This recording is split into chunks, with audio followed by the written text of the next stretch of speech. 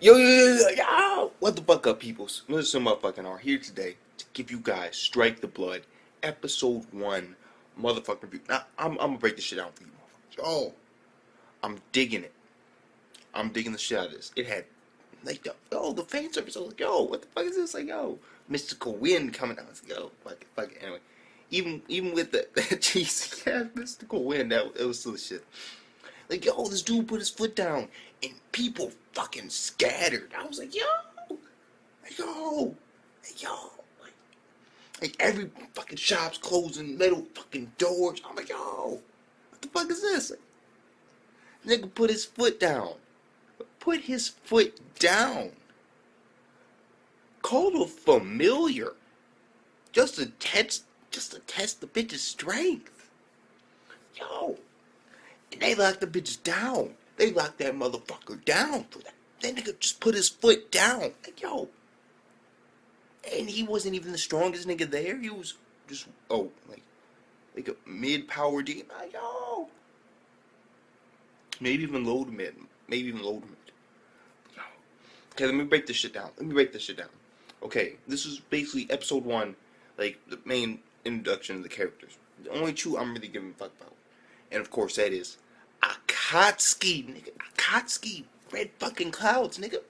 Akatsuki Tojo. The fourth progenitor.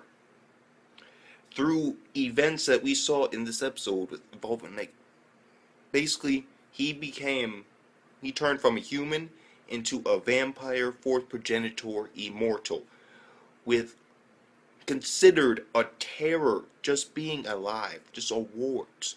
Has military power up to a nation, just himself, with no followers. In a city named Itogami. And Itogami is a city that's integrated, that's 250 miles away from Tokyo. I believe it's a man-made island, and it houses demons, but these demons aren't, like, they're like near extinction demons, and it has like vampires, and vampires are like level D demons and shit, and they're wearing like wristbands, and I'm like, fuck it, and it's like a place where they all integrate. And of course, besides that, we got fucking Yukina, and this girl is like an armored spearman thing. I'm like, yo, like an armed shaman. I'm like, yo, what the fuck's this? And basically, she's a part of this organization, and her mission is to watch Tojo for the rest of her life because of the possible danger that he could possess on motherfuckers. Yo. And she pulled out fucking lightning. She's like, young lightning, bitch, yo. I was like, yo. That's because some niggas saw her panties. Yeah. Okay, let me break this down. Summary fucking time, motherfucker. Summarize this shit. Okay, so basically it starts off, in Tojo is basically chilling with some friends, doing like homework. Everybody else like copied their fucking homework. And he's in middle school. Middle school 3rd year, I believe.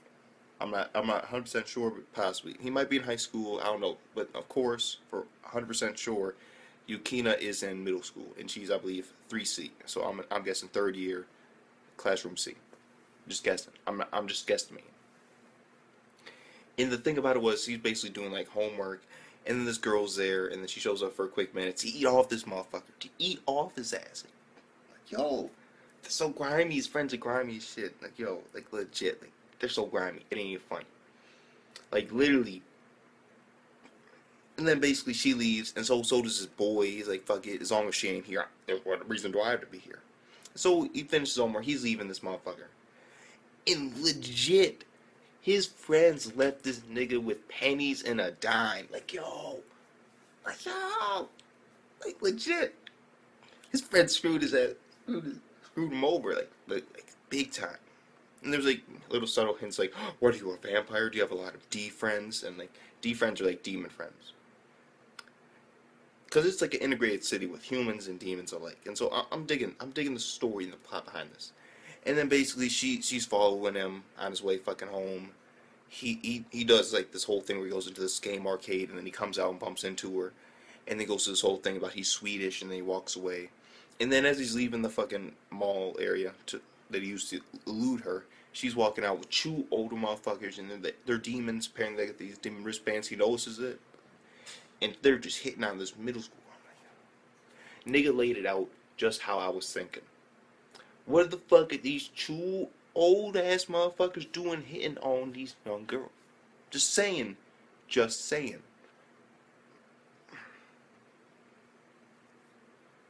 I'm not being like ageist. No, fuck. You wanna go be in La La Land, be happy and shit with 50, 60-year-old woman?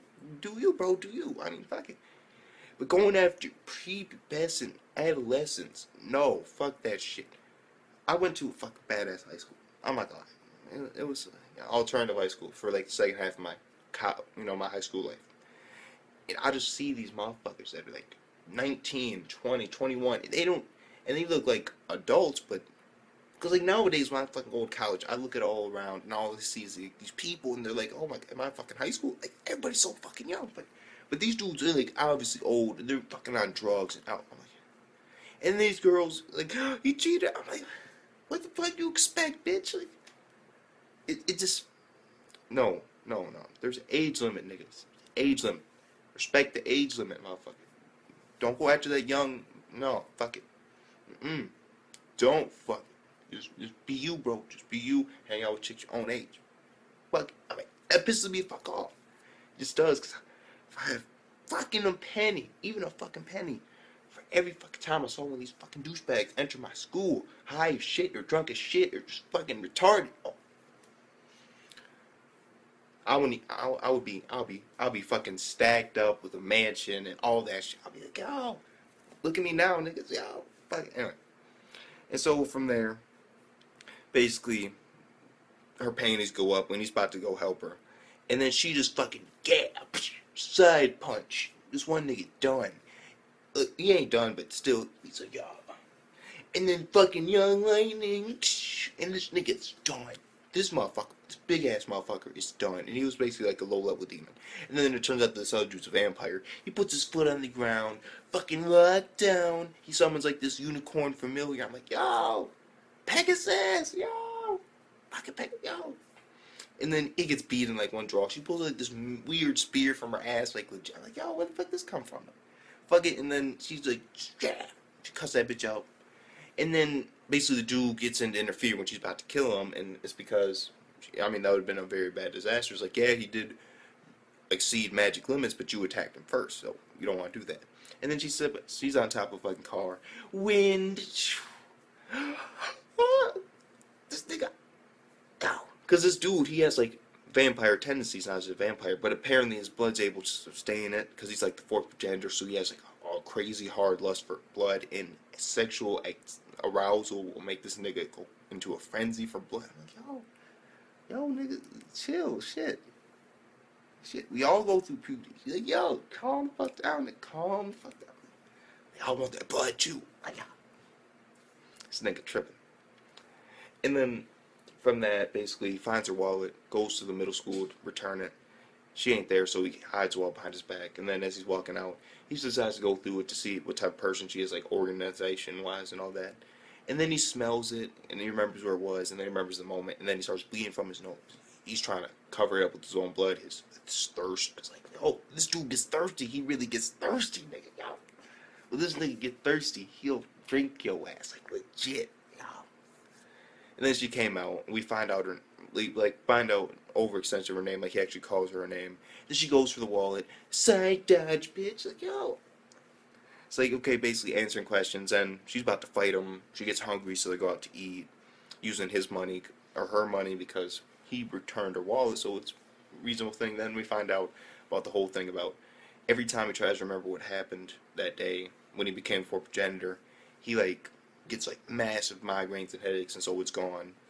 And I was like, that moment, I was kind of like, because even though it was very interesting, the conversation, I was digging it most of the time. When he did that whole thing where he's like, I don't know, I just didn't like it. It seemed like it wasn't, like, it seemed like some fake shit that niggas would be doing. Like I don't remember that $20 I owe you. Let me try. Oh, Like, no, nigga, give me my money, shit. But she believes him, and so do I, because it seems sort of convincing. But the way he said it, it just didn't feel right to me. I don't know why. And then basically goes breaking down. She's a fucking shaman. She goes from this other school that's like national defense. He's a powerful ass motherfucker. And then they go their separate ways. Basically, she's gonna be watching his ass forever. And then we see the flashback of exactly what happened. And like they're underwater in like some underwater city. I'm like, yo, Nike, yo. Because I just watched that shit. So I was like, yo, underwater city, fishes and all that. It was like abandoned. And then it caught on fire, and I'm like, yo, that kind of got me a little. I was like, yo, this underwater city's on fire. And then they're like in some chapel underwater. I'm like, bro, you're underwater right now. Under the fucking water. In the ocean, nigga. In the ocean. And there's fire around you, and you got a crossbow, and she has like a hole in her chest, and basically she was like some type of, maybe like a middle school crush, I'm assuming, if he's in high school. And he was really into her, and then turns out she was a fourth progenitor, and maybe she lived a long time because they're immortal, and so she had to pass down this time to him because she actually liked him. There seemed to be like some love thing going on. And apparently, because I could tell she was a schoolgirl, because there's like this like flashback, and it's like her sitting on like some fucking roof with her blondish hair going through the wind. And so I'm like, yo, I'm digging this backstory.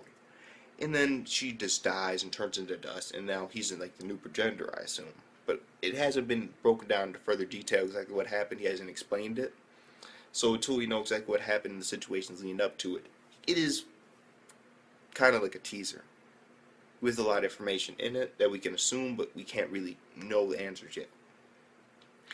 And that scene, like the emotion that he felt, I was digging that. But fire underwater and like this abandoned fucking like church, like rubble shit. Fine, I'm like, it was just weird, okay? And the dude had a crossbow, and keep in mind it's underwater, and so you want a harpoon because crossbows don't work very well underwater.